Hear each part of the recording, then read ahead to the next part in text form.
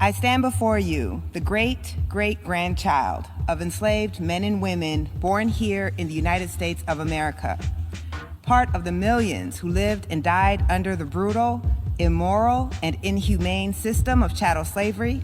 It is long past time for reparations for the transatlantic slave trade and all the devastation that it has wrought and all the devastation that it continues to reap. Reparations, the act of making amends for past wrongs. It's a long-standing idea in the United States in the context of victims of slavery. But it's also increasingly being demanded at the international level to compensate countries that were colonized for the extraction of resources and of people, and for the devastating knock-on effects of colonialism in many countries in the global south. Poverty, a lack of sovereignty, and in some cases conflicts fueled by resource extraction. And the fact remains that many of today's problems in these countries, including the persistence, in some cases the creation of racial and ethnic and religious tensions, were the direct result of the colonial experience. So there is a moral debt that needs to be paid. And this call for reparations extends to the aid and philanthropy sectors too. This conversation, the call for reparations and philanthropy, requires us to confront the damning contradiction that the very existence of our sector, the sector of philanthropy, one that seeks to do good, benefits from and reinforces inequities. And it benefits from the growing racial wealth divide and structural racism that disproportionately impacts Black and Indigenous communities. Proponents say reframing aid as reparations would radically change the donor-recipient binary. But while the reparations movement is picking up steam in many quarters, in others, the mere mention of the R word is enough to stop a conversation dead in its tracks. Can international reparations be a way forward towards a more equitable world order? Or are reparations too politically charged to succeed, or perhaps even counterproductive? From Geneva, Switzerland, this is Rethinking Humanitarianism. I'm your host, Heba Aly. Reparations is most associated with African Americans calling for the U.S. to right the wrongs of the brutal transatlantic slave trade and its modern-day manifestations. That includes financial compensation for hundreds of years of unpaid labor, estimated to be as high as $97 trillion. To put that in context, that is the equivalent of 1 year's global GDP. That call for reparations has long reverberated in former colonies and is now part of a larger conversation in the aid and philanthropy sectors too. It's a call that rejects the idea of aid as charitable giving and instead reframes it as justice for the ravages of colonialism and imperialism. And it's gaining some momentum. But like the conversation in the US, the idea of reparations at the international level is a political hot potato. To discuss the tension between the merits of reparation and the feasible paths to achieving it, we're joined by three guests. Uzo Iweala is the CEO of the Africa Center in New York and a Nigerian-American filmmaker and author who has written and spoken extensively about the need for philanthropy to adopt a reparations lens. He joins us from New York City. Uzo, welcome to Rethinking Humanitarianism. Good to see you, Heba. Thomas Craemer is an associate professor of public policy at the University of Connecticut, and his personal experience with his native Germany paying reparations to Holocaust survivors was the beginning of a research journey that took him to the US, where he now studies how implicit and explicit bias impacts policies like reparations. He's also joining us from New York. Welcome, Thomas. Thank you for having me. And Kizito Byenkya is the director of campaigns for the Open Society Foundations, and part of his work involves funding organizations that are campaigning for reparations. He joins us from Washington, D.C. Welcome, Kizito. Great to be with you. Uzo, I want to start with you because part of the inspiration for this episode started with a speech that you gave in Geneva back in 2017 on rethinking philanthropy as reparations. Walk us through the basic argument that you made in that speech. What I was really frustrated by was this idea that one set of folks was, perpetually begging to be recognized as human within this whole situation, right? This idea that philanthropy is set up that we are better than, and therefore we are giving to you who need this help. When you actually go back and you think about where all the funding or the money came from, like in the first place, it's like, folks came in, decided to jack you for all your stuff. And then we're like, all right, let me give you a little bit of it back. And that dynamic is what really frustrated me and formed the core of what I was writing about in the speech. I mean, to be more concrete, I remember I was actually traveling with my mom. She and I happened to be in London at the same time. And we were driving down, I think it was Whitehall, all the fancy buildings, like grand structures. And I think I said something like, oh, Nigeria needs more of this kind of monumental architecture, just as a comment and aside. And my mom just looked at me and said, we paid for all of this. And so when you start going back and you think about the origin of the funding, and you think about the way that money flows, it becomes pretty self-evident to me that you have to have a reframing of exactly how that money is moving back to the people who are quote unquote being helped.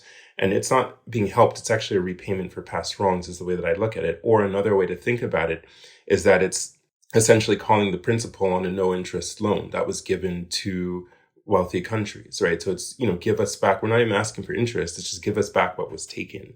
You could look at it in that simple way. Again, these are very reductive ways of looking at it. And, the point of giving a speech to a certain extent is to sort of make a bold statement or make a bold claim. And obviously the discussion on reparations is more nuanced in many ways.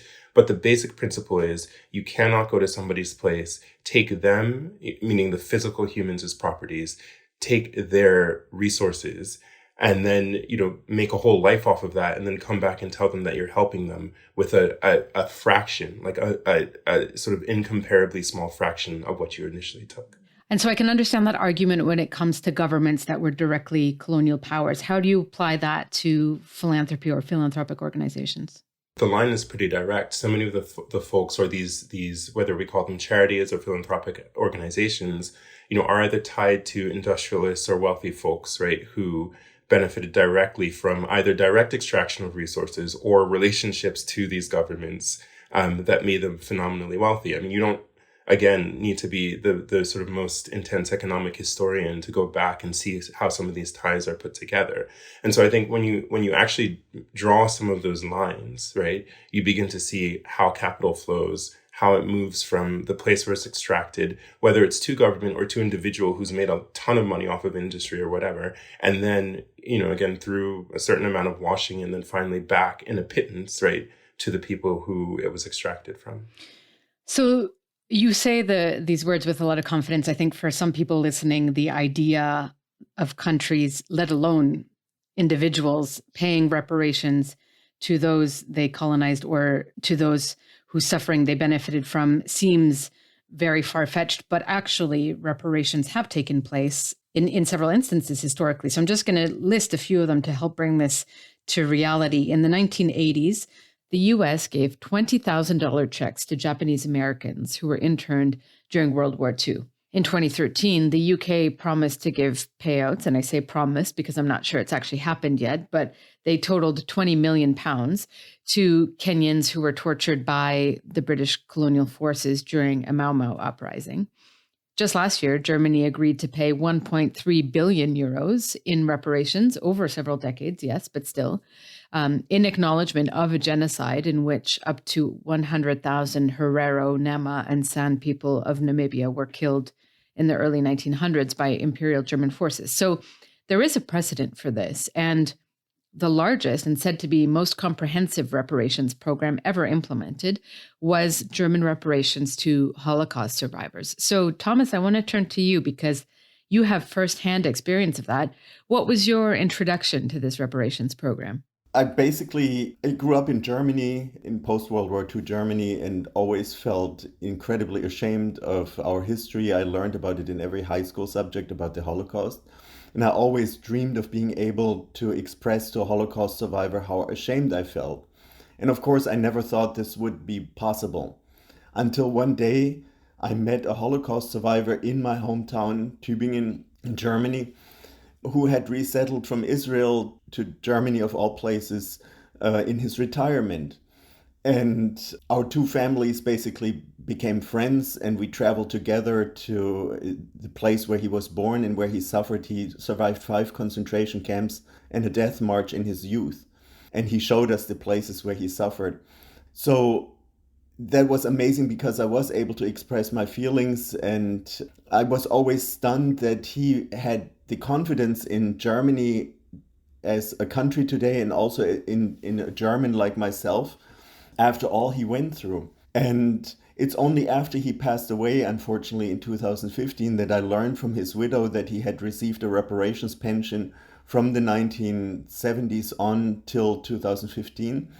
And he received that pension from the West German government while he was living in Israel, and then later on in Germany from the reunited Germany government. And it was small. It was a small pension of about $2,000 per month. And I'm not saying that this is the reason that he resettled to Germany or that his views changed. I don't know. I don't want to put anything into his mouth. But I'm sure it certainly didn't hurt for him to see Germany in a different light. And it gave me the feeling that my feeble powers at the time were not enough to pay reparations to him as an individual. I could only express my shame towards him. And I felt relieved that my country had made at least a symbolic gesture. Of course, those $2,000 per month are not addressing at all what he went through in his youth, that he lost his entire family. He was the sole survivor. So all this loss is not addressed, but it's a symbolic gesture. And it is basically giving words of apology more meaning. And I think that's what reparations, that's all that reparations can be, a symbolic gesture, but an important one. It has to be meaningful. It has to make a real difference in people's lives. And just to follow up what Thomas is saying, two things. One, this idea of actually compensating someone. You can never compensate for the atrocity, right? But you can acknowledge that that person is human. And I think one of the things around reparations and why people are unwilling to acknowledge or consider reparations in certain cases is because we have a fundamental problem in this world, which is certain sets of people are still not really considered human.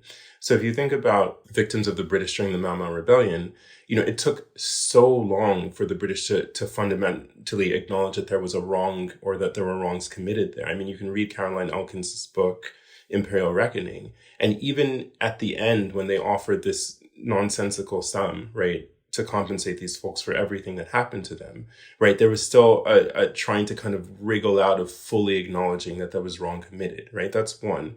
I think two, that I just want to put out there is that you didn't mention in some of the lists the fact that folks have paid reparations to, for example, slave holders, right? Like the British government in the opposite direction, right, compensated sort of British slavers, right, for their loss of quote unquote property, right? The Haitians, like, who are dealing with so much stuff now, spent years, right, like years compensating France for whatever. I know it's so hard to even talk about it because it's so insulting to those folks who have seen generations of lives disrupted by this. And then finally, I think the thing that should bring it home for people is that, we're talking about Germany. Germany paid after World War I compensation for, everything that happened during that war. You can also talk about what's being discussed right now with Ukraine and Russia, right? With this idea that on the table, there should be some form of compensation for any damage that's done after all the destruction that happens in that part of the world. So people are aware, people recognize that this is a way of righting past wrongs, right? Like both the acknowledgement and the financial contribution. My question, is why, when it comes to Black victims of this, whether it's in the United States or on the continent of Africa, why does it always become an academic discussion? Why does it always become so impossible? That's the thing that I wanted to just put out there. I see you nodding, Thomas. I totally agree with what you just said. The argument is often made that it's too long ago, and there is this assumption that inheritances diffuse over time and that this just somehow goes away. And I would say that's not the case. The capital that was created during these injustices actually exponentially increases over time. It diffuses in more and more hands, but it exponentially increases. It's still there. And other reparations that Uzo just mentioned have taken over centuries to pay back. For example, Haiti paid from 1825 to 1947. 2 years after World War II, Haiti was still paying the descendants of French slave owners for the abolition of slavery. And for its independence. That was the deal, that that independence would be acknowledged, but the money went to the slave owners and their descendants. And you could argue that actually many of the crises that Haiti finds itself in today are a result of that.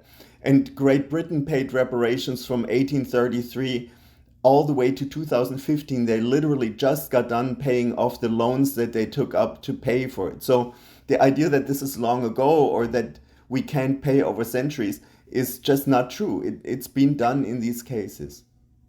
And your argument, Uzo, that this is about recognizing the humanity of people, I want to touch on for a minute. And actually, it was mentioned in a recent announcement that Germany made that it was also giving Holocaust survivors extra payouts during COVID. And they described it as ensuring the dignity of survivors in their final years. So this kind of idea of restoring humanity to people.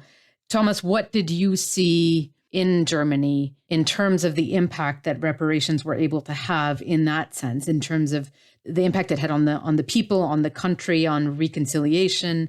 Walk us through both how it affected you personally, but also more broadly. Well, the strange thing is that the fact that Germany has paid reparations for the Holocaust is little known. I didn't know about it until I actually met Mieczysław. And even when I met him, it took until he passed away that I learned that he had received his pension.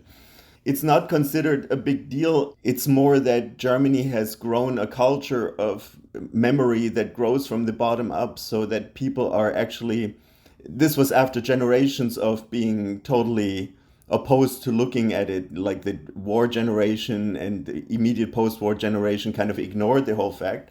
But in the 1960s and the 1970s and 80s, people started looking at their local archives, looking at businesses that used to belong to Jewish people, and asked questions. Where are these people now? They started laying stumbling blocks, which are little cobblestones made out of bronze with the names of Jewish owners that used to own properties there, or people that lived there, and they research what happened to them. And so it's visible in the pavement. That's just one of those bottom-up initiatives, and there's many. And then they build Holocaust memorials and maintain the concentration camp memorial sites. So there is a lot of interest in it. Also documentaries. There's no day that goes by without Holocaust documentaries that people are actually interested in watching and discussing. So it's grown into a culture. And of course, we have our 10% Holocaust deniers and neo-Nazis. But overall, there is an active culture of memory. And I think that's what's needed in the United States with regard to slavery, and internationally with colonialism, where I think the feeling of guilt has not even started yet, because people view colonialism still as a civilizing act rather than a gross injustice. So the consciousness that an injustice has been perpetrated has not filtered through to the general person, I would say. Kizito, I want to come to you. Part of your role is to develop a kind of strategy to build momentum around reparations. Tell us a little bit about how that's going. What we're looking at is different movements across the world taking forward different issues as it relates to reparations. And so what we do, and part of our team, is to see where we're able to support this work that's relevant, but also effective in advancing the larger issues at hand. And so you have on one side, groups that are looking at the financial side. How can you advance the financial reparations? And what are the opportunities to do so? So part of that strategy is looking at what's the political opportunity at hand for us to make some of those changes. And so we had a big one a few weeks ago within the climate community with what happened with the loss and damage. And so that provided now an opportunity and a pathway for 200 plus countries to make commitments around providing reparations towards loss and damage related to climate activities. And so in this sense, you have a few groups now that are looking at seeing how you can advance that movement to do the same thing for financial reparations. Another side, you have what's happening with restitution. And you've had a lot of development on this within Africa and Europe. You have a number of countries, especially Senegal, that's been doing so with France in terms of returning stolen artifacts that have been looted from the African continent. And so this has been advancing really over the last 5 years and is developing into more in terms of bringing in other countries and other continents on board. Then you have another side that's looking at how can we look at the decolonizing agenda? So providing a localizing agenda, bringing in infrastructures that have been extractive in terms of what's being taken out of the continent if we're looking at Africa, and bringing some of that back as part of the reparations conversation as well. And so in this sense, especially within philanthropy and the humanitarian side, you have a lot of groups that are providing support, but doing so in a way that's extractive. And so you don't have the local structures being built, let's say, on the ground that can do the same thing. And so you have a conversation that's moving to be able to build that on the ground as part of the larger reparations conversation. And I say this because this is going in different ways. And so for philanthropy like us, we have to decide and see where are the openings for us to be able to advance the conversation to the end goal, which is providing the justice as well as restorative justice for the communities that have been injured, whether that's through financial reparations, whether that's the decolonizing agenda, or through efforts like restitution or building in the infrastructure on the ground. And so we're concerned with seeing where we can advance this across multiple spaces. So it's not just one strategy that is, let's say, one answer to solve everything, but where there is a realistic impact for us to be able to move that forward. And so now you see that opening, for example, around loss and damage, that's providing some momentum around the financial reparation side that we'll be looking at more strongly and others going forward. And so we're looking at this also in terms of a sequence of time, what's good to bring now versus later. That's kind of the journey that we're looking at here. So where are you seeing the opportunities? So the opportunities, I would say, would be with restitution for sure. But I really don't get that. Like the attention focused on bringing artifacts home when you don't compare it to the much bigger issue of people who were killed and exploited. It seems very disproportionate attention. But I suppose you just have to start where it's easy. No, I agree with that. And it's not saying that that's the answer. It's the opening. It's the opening to shape the narrative in terms of what we need to return that's been stolen and what's been taken away. And so you see huge momentum there that's helpful to be able to advance to other issues. And that's why I bring up the loss and damage conversation. And that's why I say that that's also another opportunity and a political opening as well now. You know, there's been very scant attention paid on this issue that our colleagues have brought up. If you look at where we are now, we're at pretty much the last year of the international decade for people of African descent. What has been done over the last 10 years? Have we been able to move on these issues? No. And so the community is really looking at seeing how we can bring attention to what we need to at the end of the day by pulling at these openings where we see them happening. And so that's where restitution can bring that in, but it's not, of course, the be all end all. We have to be really serious about this, and to do so, these openings help us get there. I mean, the restitution thing is interesting because I think it can feel like a bit of smoke and mirrors, but it goes back to this thing that I keep getting at, which is like this sort of centrality of like, do you think the person you're dealing with is human or an equal, right? And so it's like, you can't steal from somebody who you don't think has any agency or any power, right? Like, and that's the thing. So by saying like, no, this is mine, and by advancing that sort of like commentary and discussion, you have to do it on all fronts. So as much as you ask for the financial compensation, whether it's for slave labor or for whatever, you also have to say like, hey man, you can't come into my house and take my paintings. I mean, like, you just can't do that. And what's worse is like, you can't come into my house, take my paintings, put them up on your walls, and when I come through, be like, I don't know anything about that. Like that's more so.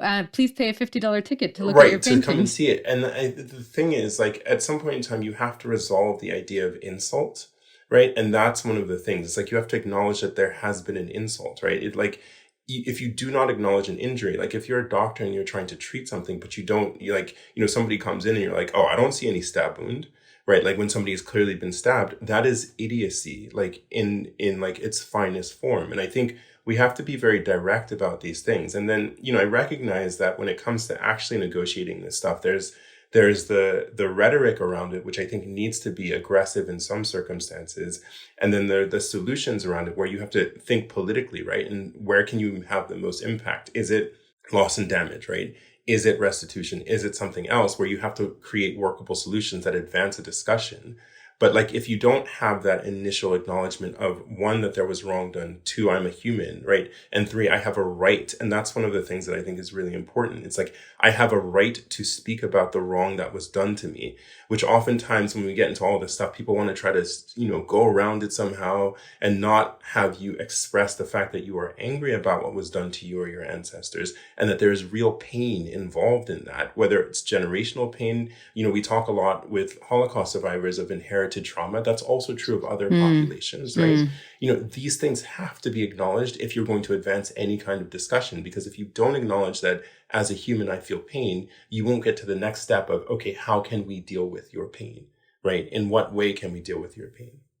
Let me push back a bit on the aspect of being really direct about this, because if you are trying to be strategic in your goal, we have seen certainly that using the term reparations will immediately, in some cases, really shut the conversation down. And you, Uzo, and Kizito as well, have both attended a convening we hosted about decolonizing aid, in which reparations was raised, and met with skepticism, not because people don't think it's the right thing to do, but because they think it's a topic that just won't be palatable to many. And I'll just give you a bit of insight in some of my conversations, and I'm sure you've had your own. I spoke to a former US government official who said, reparations will be easier to cut by the right than aid, for instance. Following that convening that you attended, there were some reactions from someone in the foundation world who, and this is someone who's very committed to the idea of locally led aid and decolonization. And he said, it is a non-starter. It will never get traction from boards. It will never get traction from larger pools of money from bilateral governments. And we are worried that if you use this approach, locally led development will be attacked from the right as a waste of money. Already there's a fear that it's going to be attacked. And this kind of activist reparations framing will be weaponized and will not be productive. So how do you react to that? Two things. One, people said loss and damage was never going to be part of the dialogue. That's right. It took, 30 years or so, and yet people are talking about it. It's a kind of simplistic discussion at this point, right? And yet it's a starting point for that discussion. That's one. Two, when it comes to tactics, right? Like, people act like there's going to be some one singular hero in this whole discussion. And that's why people are like, oh, you can't say this, you can't say that. Think about this, we're all watching the World Cup right now, right? If you're trying to score a goal, you need to state what the goal is. You need to show where the goal is. It's on the other side of the field. That doesn't mean that you just charge straight through and put the ball in the goal. There's a finesse to it, right? Like, you pass the ball around. Somebody makes a run, right, towards goal, and then you pass the ball to the other side of the field. It's about the larger game, right? And so you have people who are to be more vocal and keep reminding you, this is the goal, this is the goal, this is the goal. We need reparations of this amount, et cetera, et cetera. And that message has to be restated in multiple forms. And then you have to have the people who are smart about what they're doing in terms of the tactics, right? So is it that we discuss it through loss and damage? Can we get 100 billion, 5 trillion, 20 trillion, 90 trillion through loss and damage? Is it that, somebody says, okay, we're going to talk about restitution first, because what we need to do is create these articles that get people to acknowledge that there was a wrong done, there was a wrong done, there was a wrong done. It's not one person who's going to solve this problem. And I think what people want to do, especially on the other side, is try to put it on one person or make it about one single drive. And that's not the way that these things work. So if you are the person, Uzo, who's stating the goal, Kizito, you are one of the people trying to use the tactics to get there. What have you seen in practice in terms of the reactions? Is this, in this terminology, something that people and governments have shown themselves open to, and frankly, open society foundations as well? Because if you're also rethinking, philanthropy as reparations, in your experience, is that something the stakeholders are prepared to do? Sure. And I very much agree with Uzo and what he said there, because you have to look at this in different ways. And so it's not that we as Open Society or other philanthropies are taking on the whole problem. We know where we're able to do our part, but also where we're able to bring others on board. And so the first thing that's very clear for me always is don't mess with the narrative. And so it's very clear around the double standard that's being there with reparations. And, being apologetic or getting away from that just to be able to appease others, to make this more palatable, is a problem. But that doesn't mean that you have to do that to be able to get what you want and be able to take it forward in the right tactics. And so for us and others, there's different ways that we can advance that. We've done a lot, for example, on the side of restitution, and why I brought that up, because that's being able to tell the story of how these artifacts have been stolen from Africa, but how they're being able to be brought back and how they add to the larger conversation that needs to be taking place around reparations. On the financial side, we've been able to discuss that around loss of damage. But then if we look at what's happening around the decolonizing agenda, not only just the role that we have with that as philanthropy, but also our role ourselves in decolonizing our systems is also important. And so there's different parts of this where we can come to. And so to Uzo's point, we know our role, and we're trying to be able to be better at that and advance that and bring others on board in being able to take forward the work that needs to be done. But for the larger narrative and how we discuss these issues, that needs to remain, because that's the end goal and where we're trying to get to. But we have our tactics to be able to advance the issue regardless. It doesn't mean that we throw everything in one bucket and we fail. No, we have to be smart about this. And that's what we're trying to do.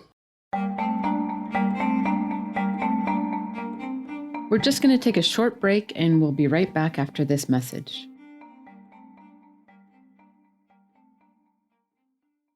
At the peak of the pandemic, wealthy nations bought up most COVID vaccines while poorer countries went without. But now there's a radical plan to prevent this inequity from happening again. More than a dozen developing countries have joined together in a subversive initiative to create vaccines locally. But they face daunting legal and market challenges that favor Big Pharma.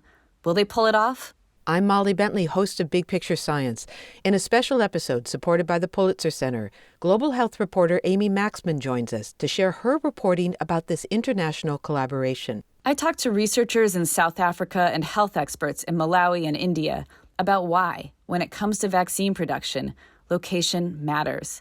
We tell the dramatic story of a plan to supercharge the world's response to emerging epidemics. Look for the Big Picture Science episode, Vaccine Inequity, available wherever you get your podcasts.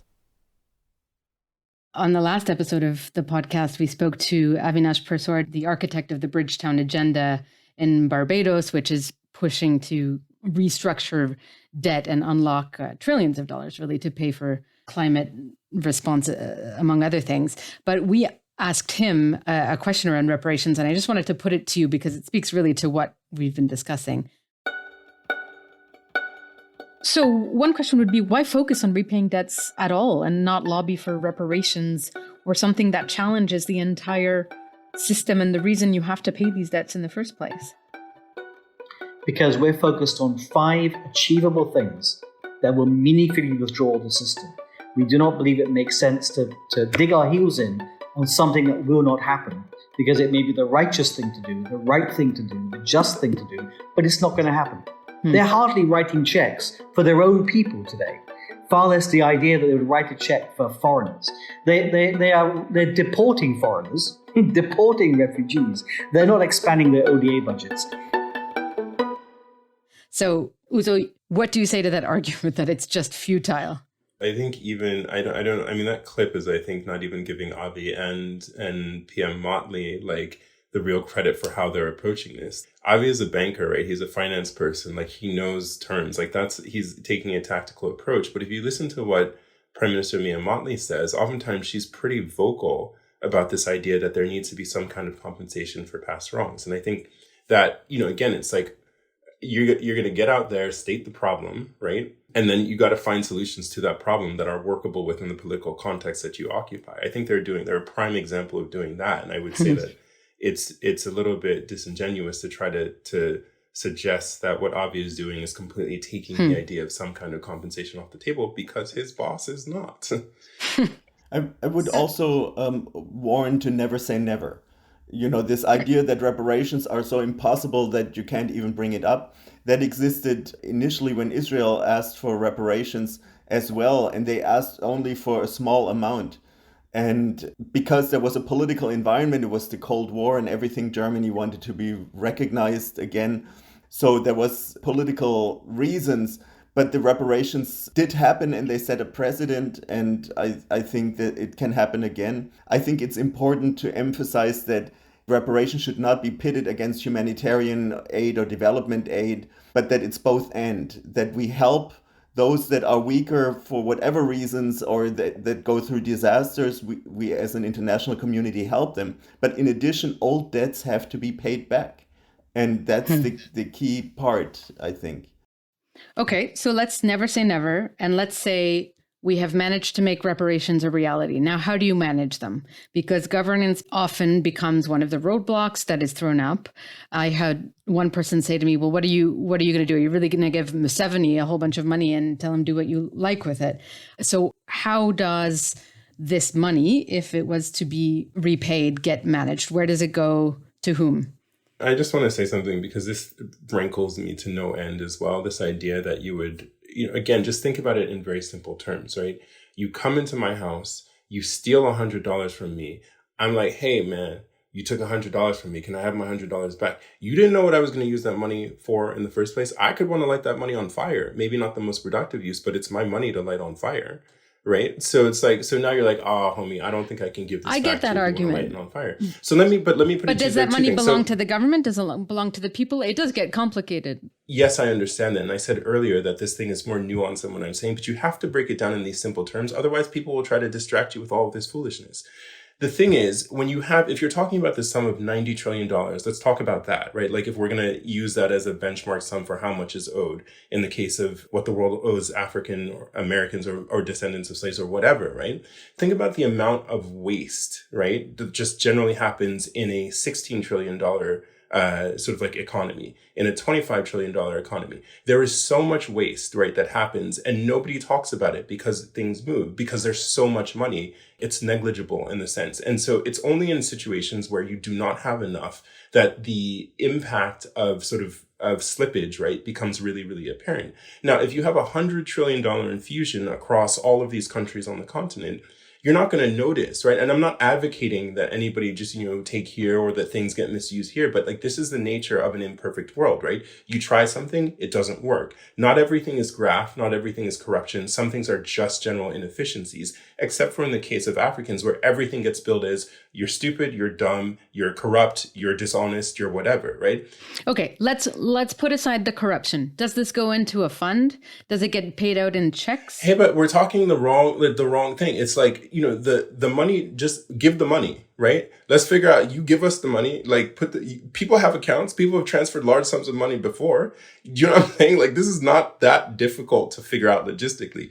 Give us the money, then y'all can worry about your own thing. We'll worry about the rest. And the thing is, like, it would leave everybody in a much easier emotional position because then after that, if you actually get to the right sum, after that, if people start complaining, you can say, homie, I paid you. I gave it back to you. Now you're having a very different discussion. I'm going to stop because I'm getting a little animated, but I just want to put it out there. Kizito. Definitely, yeah, very much agree. Give the money. You have to look at this in a holistic way as well, too. So restitution. So to the point that Uzo was making, this is you restoring the victim to the state prior to the injury, including a return of property, assets, liberty, and place of residence. How will you calculate that? When we look at that, we see compensation. So acknowledging the loss, moral damages, including loss of economic opportunity and future earnings. How do you quantify that as well, too? And then the satisfaction, the public apologies, commemorations, truth commissions, a space to center the truth and lived experience of the injured community. And then rehabilitation, is there medical, psychological care, including legal and social services, and then guarantees of non-repetition. And this is what the UN General Assembly has said when we're looking at the issue of reparations. We have to look at it this holistic way. That's one part of it. A second part of it for me is that it's important to see, there's so much that's been stolen. So we've been talking about artifacts, we've been talking about money, we haven't talked about land, and we haven't talked about those shifts as well too. So how do you also look at that? And so it's a large problem, but the issue really for me at the end of the day is the double standard. And so if we go back to what we've been discussing around Germany, let's say Namibia, and the reparations that have been provided, that has to be done with the injured community at the end of the day. Governments have to be able to work with them. The reparations here that were provided were in the form of development assistance. Is that the right answer at the end of the day compared to the financial assistance that's being given to other injured communities? And so it's not fair in terms of what's happened, and we have to really be serious and look at this in a holistic way.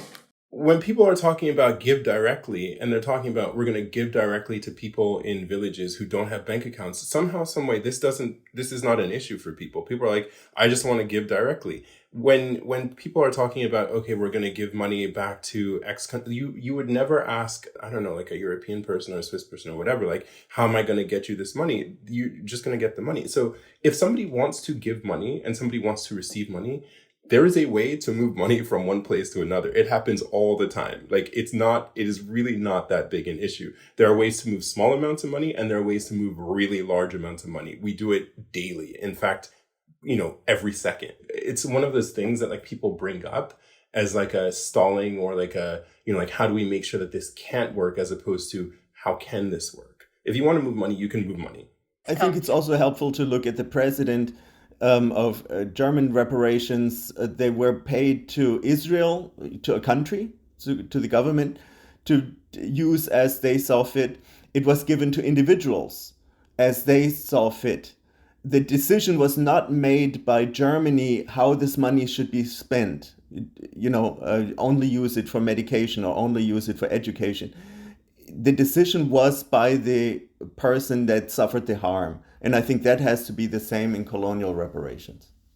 And I think what I'm asking is if we separate the technical, how do we do it, from the vision? What is the vision? For Uzo, you're Nigerian, Kizito, you're Ugandan. What would you want to see in terms of how that money is channeled to you? Assuming whatever it is, we'll find a way to do it. Hey, man, I'm going to tell you what I've always said. I want to see it in my account. That's what I want to see. I want to see it in... Right. But would it be like a $90 trillion fund that would reimagine how we do development in these countries to make up for all the harm? Would it be each person decides at an individual level?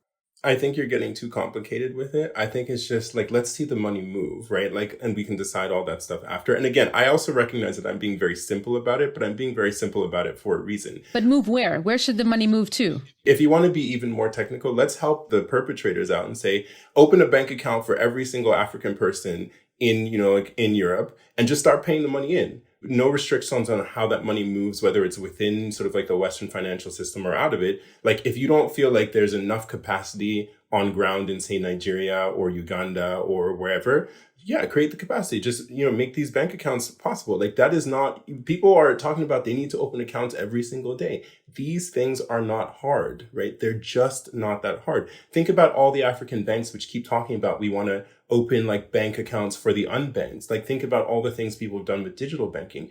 It is not hard to do this, and it is not hard. I'm not saying it has to be hard to do. I'm saying if you had the choice of two possible things, which was channel it to individuals and they do what they want with it, or group it collectively so that you have a massive amount of money that you can do some transformative things with, which would be more attractive?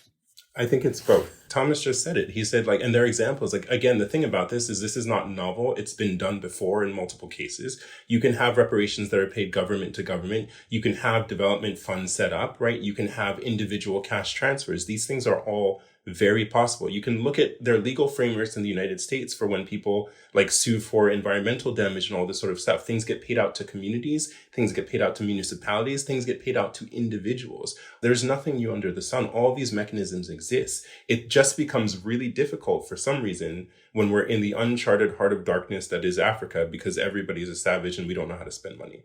Like, that's all I'm saying is like, we just have to be honest about the discussion that we're having. And the discussion is twofold. One is about the money and the actual harm that was done. So give us the money. And the second is about people's inability to acknowledge us as thinking, rational, feeling humans. I'm being, again, pointed, but it is to show in a sense, like when folks outside, whoever the government officials are or whatever that you've spoken with, raise these points, how obtuse they're being. They're being willfully obtuse. Like, it's not that hard. It's just not that hard. I want to put one more argument to you, and I'm putting these arguments to you because I think this is what people think out there, and hearing, as you very eloquently laid out, the response to them helps move the conversation forward, I think. And this one comes from someone in the Global South. She's an independent researcher and policy analyst. Her name is Temriz Khan. And she says reparations are yet another ploy in the Northern toolkit to temporarily assuage itself and the Global South about its commitment to make amends for past wrongs, and that this is kind of being co-opted yet again by the North. Reactions? I don't understand this comment at all, but if I try to give it meaning, maybe there is a risk that the reparations debate could be co-opted by the global north in the sense of dominating what should be done with the money and stuff. And I think that is a real danger that happens. So we should not be talking about reparations or no reparations, but what form of reparations. And they should be clearly reparations where the people of the global south, the harmed people, are in charge with the decision making on how that money is spent. And just call out the double standard. Why are we still questioning is this right or not? It's kind of ridiculous, honestly, because we don't put that same question for other reparations. And so, at this late stage where we are just trying to take forward the strategy to make things work, if we're not winning the narrative at the end of the day, is a problem. So keep calling out the double standard because it doesn't work for others. Well, since you have all defeated every attempt I have had at pointing out the possible obstacles, Uzo, you keep saying this is doable, it is possible, and you've argued that reparations is the art of the possible. So maybe in your final question for all of you, what does a reparations framework make possible in a world of ever-growing crises and humanitarian crises in particular? I mean, I can answer it in one word, which is survival, right? That's what this is about. It's sort of like insurance against annihilation. That's essentially what loss and damage is about. And so if you want to talk about what does it make possible, one, it's the recognition that you are human and you have as much right to survive on this earth as anybody else. And then two, it provides you the financial means, like to build the infrastructure necessary for your survival, which is exactly what, folks were doing when they stole all this stuff in the first place. It's like they were stealing the financial means to make possible their survival. And so, we can either steal it back, right? Or not even steal it back. I can't believe I said that. Like you can take it back by force, right? Which is not a great way to go. Or we can have some kind of arrangement where we all recognize that we are fundamentally human. We all have a right to survive on this planet, and we can work together to do that. And reparations is one huge step in reordering the global structure to allow us to do that in a productive fashion. I would say justice, healing, and restoration. What's also important for me here is that the answers are there, and they're, for the reparations journey, unfortunately, it has to be resourced to be taken forward. We have to be able to provide the capacity, the resources, and the strength, and connect the different partners who are working on ideas all across the world to do so. If you look at the African Union, for example, through the different departments of political affairs, peace and security, their Citizens and Diaspora Directorate, the Economic, Social, and Cultural Council, and the African Commission, they have taken forward a series of initiatives on a common position on reparations for Africa, and have a campaigner looking at reparations from former slaveholders and colonial powers. If you look at the Caribbean, since 2013, the CARICOM Reparations Commissions has been, actively looking at reparations for Native genocide and African enslavement. And they have a 10-point plan where these ideas are there and what we need to be able to do. But we're at a stage now where these ideas need to be resourced as well as supported, but we also have to bring together the different parts, whether it's in Africa, whether it's the Caribbean, whether it's the US, whether it's in Europe. In Europe, for example, many countries have to go forward with national action plans on anti-racism by 2024. What's happening? And so it's really important to bring together this global movement, resource it, because the answers are there, but there's a lot of potential. You've both answered at a kind of structural level. Thomas, you mentioned to my colleague that, and when she told me, it really struck me that the Holocaust survivor that you met, when he saw you, he said that your face reminded him of an SS guard, and that he didn't think that someone like you could have feelings. Yeah. And so when I think about what reparations makes possible, it also opens up this whole other space of connection between groups that may have otherwise just never seen themselves as reconcilable. Right, that's true. That actually happened during a dinner when he opened up for the first time and told us about his journey through 5 concentration camps and a death march. And I was in tears, and he was speechless that a person looking like me could have feelings for his suffering. I think it opens up the possibility of real equal to equal empathy and restores the relation, reparations. It repairs the relationship between former adversaries. And I think that's an important aspect. And at the same time, it can be a form of redistribution of resources that's actually fair. And in the end, everybody benefits from a global community that is organized more fairly. It reduces conflicts and it increases living standards everywhere. So I think there is much to be said for the reparations framework. And so a final question then to all of you, which is one that we ask everyone on the podcast, because these questions that we deal with are so big, and often, although you've told us why it isn't the case, feel so remote.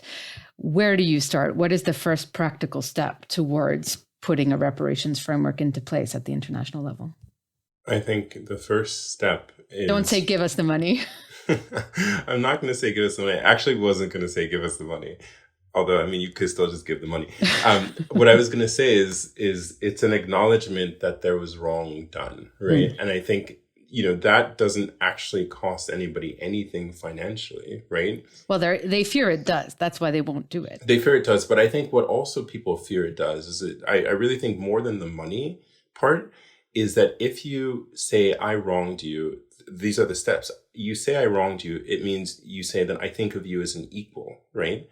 And like I did harm to you. And if you say to somebody, I think of you as an equal, if you have a system, like a whole global economic system that is built off of the idea that some people are not equal to others, right? Or that like some people are better than others, your whole system starts to collapse, right? And I think it's more than just the money. I think it's a psychological, emotional, and of course, like, even an epistemological thing, right? Like people can't do that because then you have to completely reorder the world.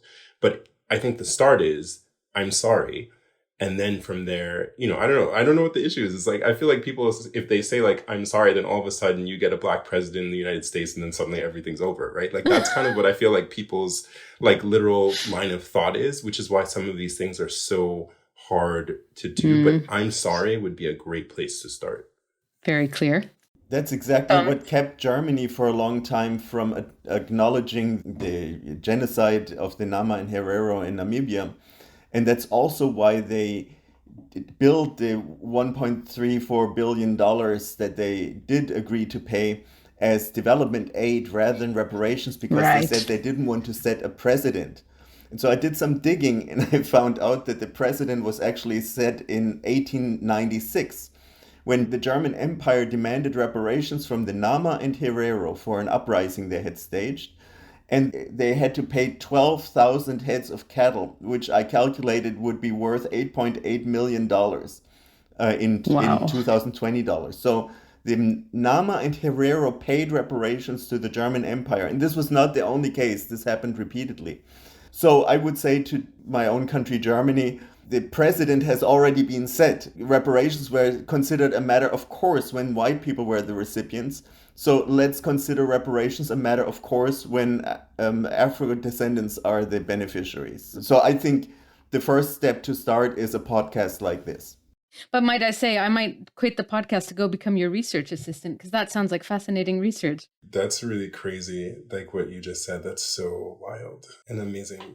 It is, and it's very fascinating. It seems that in every case where a community has been injured, they've been paying reparations to their slaveholders, the colonial power, for a long period of time. And this is why we keep coming back to this double standard. So yes, as a first step, absolutely be sorry, acknowledge what's happened, because that sets the stage. Then maybe if I can add just a little step right after that is the role of the injured community themselves then in being able to design and address the justice that needs to happen to them for what's happened. And so if you look at, again, in Namibia with the Herero and Nama communities, was their answer development aid, or was it the Namibian government negotiating on behalf of them? And so it's very important to have the communities be centered in the design of the justice that does happen. Say sorry, but then those who've been injured, they design the process. Right. Uzo, Thomas, Kizito, this is a fascinating topic, and I am very keen to watch and see how some of the existing processes unfold and whether governments and others around the world take up Uzo's call to say, just give us the money. Thank you all for joining us and for sharing so much of your time. Thank you, Heba. Thank you very much for having us. Thank you. And thank you to the New Humanitarian and for being brave to actually put this kind of discussion out there. It's not an easy thing, I know. So very grateful for the chance to talk about it. Uzo Iweala is the CEO of the Africa Center. Thomas Craemer is an associate professor of public policy at the University of Connecticut. And Kizito Byenkya is the director of campaigns at the Open Society Foundations. If you've got thoughts on the idea of reparations, or in particular, the idea that aid should be reframed as reparations, keen to hear your thoughts. And you know how to reach us, podcast@thenewhumanitarian.org. Today, we'll leave you with a clip from Gideon Taylor, the president of the Claims Conference. Since 1952, the Claims Conference has negotiated for and distributed $90 billion in compensation from the government of Germany to Holocaust survivors around the world. And you'll hear Taylor explain that the work of reparations is a process, one that requires careful consideration. This podcast is a production of The New Humanitarian. This episode was produced and edited by Melissa Fundira. Original music by Whitney Patterson, and I'm your host, Heba Aly. Thank you for listening to Rethinking Humanitarianism. The Claims Conference was called the Conference on Jewish Material Claims. By definition, it was to bring together people to sit in a room, to discuss, to plan, to take on the huge challenge of reparations. In general, the Claims Conference doesn't have an easy job. I sometimes think and reflect on the work of the organization. You take the perhaps greatest moral challenge that the world has faced, the Holocaust, all that came with it, the devastation. And what the Claims Conference does, in some ways, is translate that into something that's very hard to deal with, money. It's money. I sometimes call it the place where money meets morality. And that's not an easy place to be, because we don't have the luxury of being at 30,000 feet and opining on the issues of the day and speaking. We have to be part of the decision-making process. We have to fight to get the resources from Germany, and not in general terms, but in very specific terms for this category of people, for that category of people, to bring in people. And then there's decisions to make. We have funds that we recover. How do we allocate those? How do we do it fairly and justly? People in different countries, people who have different experiences, people who are in different situations now. It's not an easy job.